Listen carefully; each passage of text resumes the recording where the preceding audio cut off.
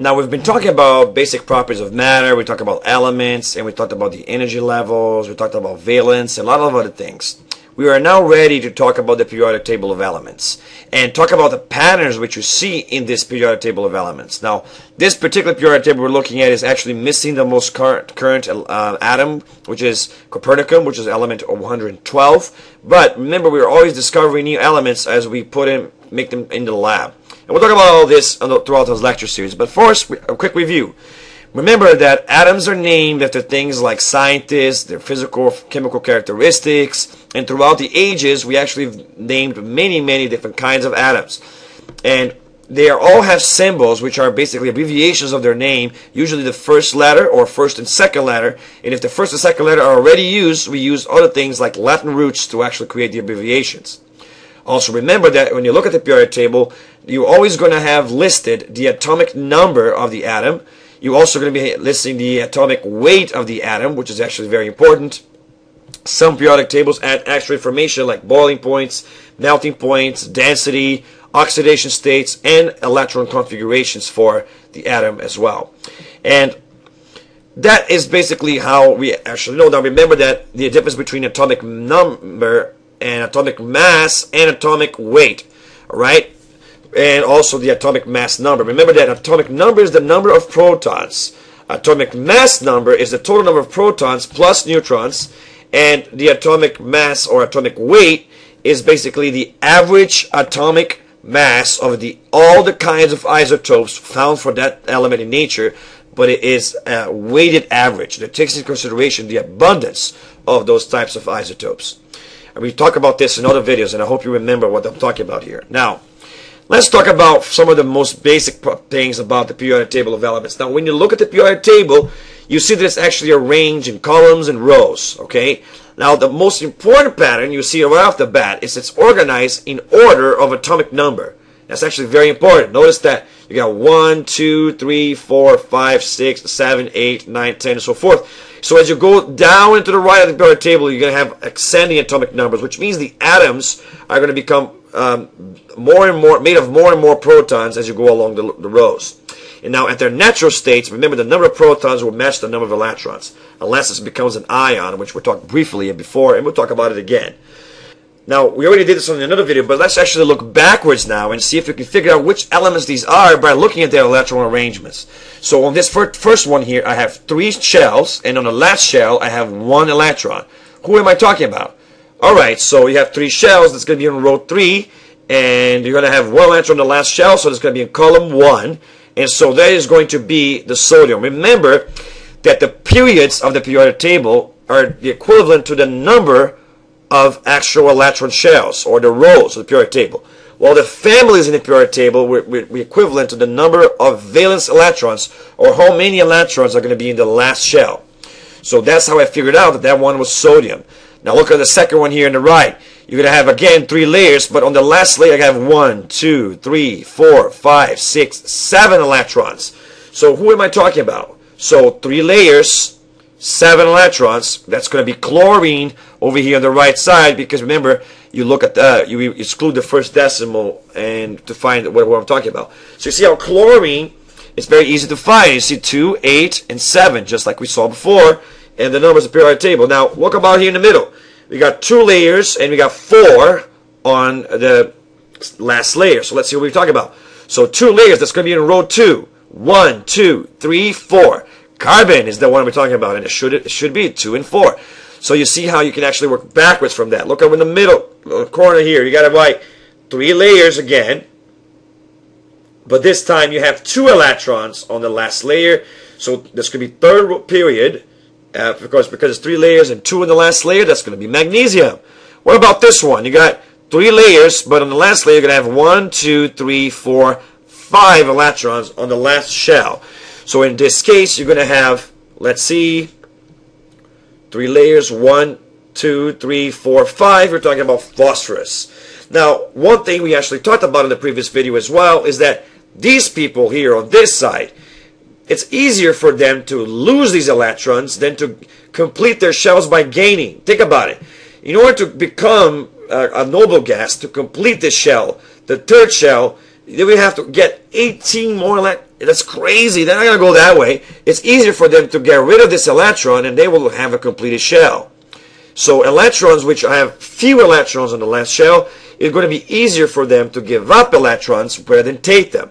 While these people like this, which have shells which are almost complete, it's going to be easier for them to take electrons to complete their shells rather than give them up in order to get to the... Instead of giving up every single one of these electrons, it's easier if I just get one more.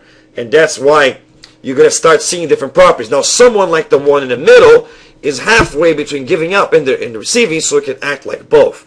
And that starts pointing out that depending on the electron shells, you're going to have different chemical properties or characteristics and different reactivity of these elements. So a little more practice along the same lines. Now, these are going to be a little different from the ones we talked about. Look at that. Let's see. You got 1, 2, 3 rows, and on the last row, you got 1, 2, 3, 4, 5, 6, 7. So who am I talking now? So 7 and 3 rows. So that's going to be chlorine again. We already had done that one. So let's keep going. On this one, we got 1, 2, 3, 4, 5, 6 rows with one last shell. What were we talking about? Well, 1, 2, 3, 4, 5, 6. One the last shell. We're talking about cesium, right? And so you can see how you can actually create these models to actually figure out the basic structure. Now let's look at this one. 1, 2, 3 with 4 on the last shell. Who are we talking about? So 3 rows. 1, 2, 3 silicon. 4 on the last shell on the third row. So you see how you can figure it out backwards. What are we talking about? Let's see this one. 1, 2, 3, 4 shells. 1 on the last shell. Who are we talking about? 1, 2, 3, 4th period. 1 on the last shell. That's the first column. Potassium. Now let's look at this one here. You got 1, 2, 3, 4, 5 layers with 1 on the last shell. So let's see who that is. So 1, 2, 3, 4, 5. 1 on the last shell. We got rubidium. And so you can see how you can get these different kinds of elements from those shells. And finally, we have an atom like this, which has 3 layers. And on the last layer, you're going to have 1, 2, 3, 4, 5, 6, 7, 8, or a completed shell. That is how a noble gas probably looks like. And let's see who we're talking about here. 3 layers with, on the last shell, you have to be complete. So that's 1, 2, 3 layers, complete last shell. We're talking about argon.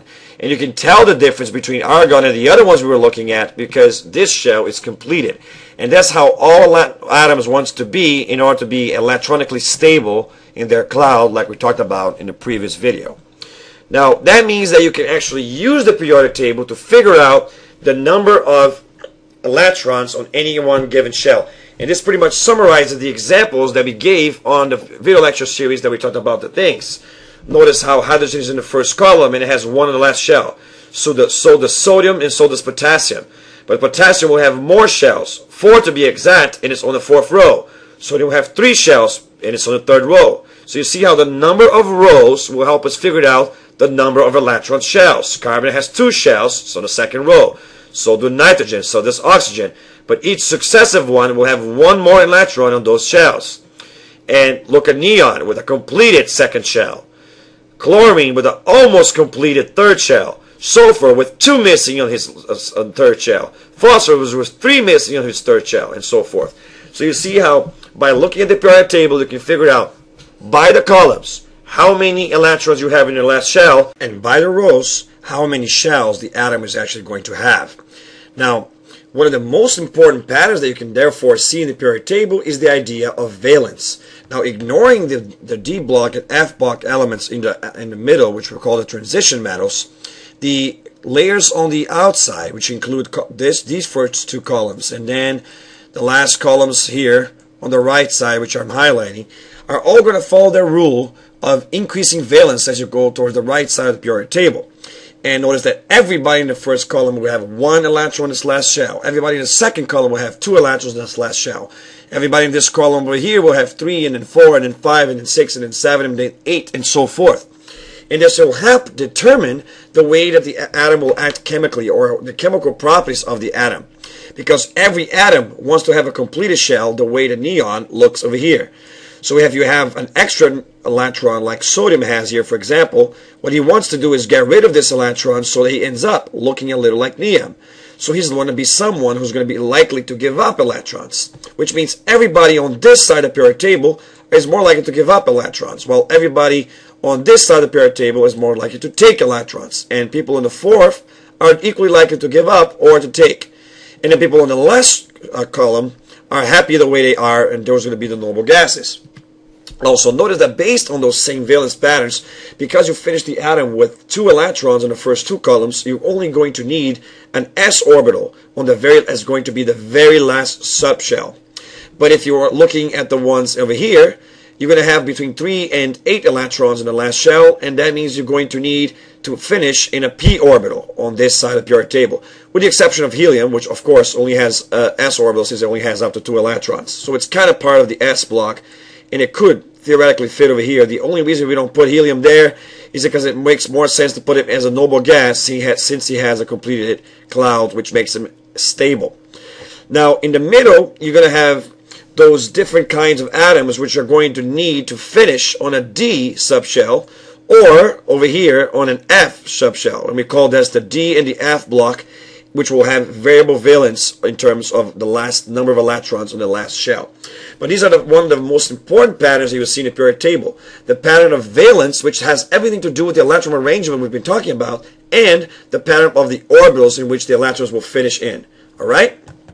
I'll see you in the next video. We're going to continue talking about these periodic table patterns, and how about the fact that you can form vertical families of electrons which all act the same. See you guys then.